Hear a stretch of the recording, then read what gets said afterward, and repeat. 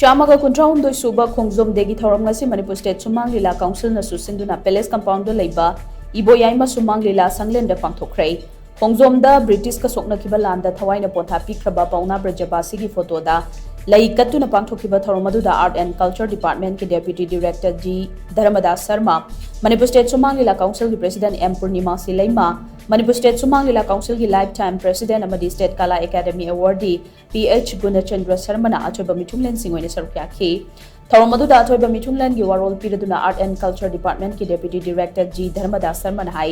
lamdam asida leiba mi khudingmak tongan tongan ba talent ka loina na horok pangaktani piklingai degi hongna imungi ahallamana madi oja singna makhong sengna semgatuna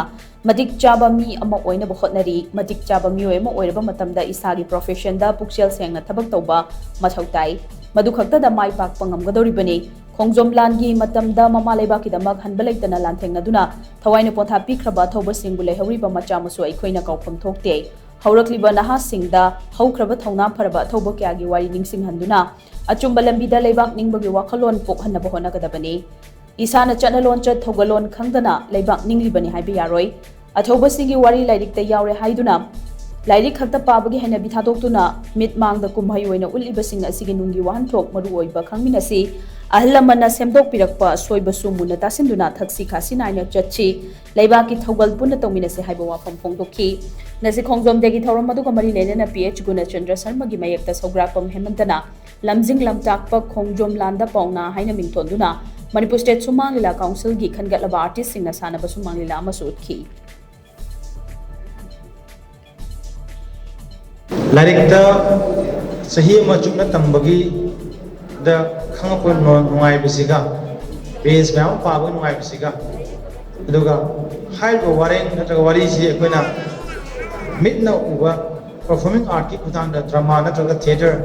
wegi Sumang Leela ki kutang da urakanda madu da big importance so yamna maru oi ane lojage ramdi lariktu hena kumna paninna bagi hena kumna khangninna bagi inspiration source of inspiration do masina bana masigi dirase ubirakanda ngangsing nasingi wakhaldasu sumaina tawki ko haibagi akoida automatically spirit to mo joina la kani maramde sanagada relase hokriba history actual history da natroga base do ba adumba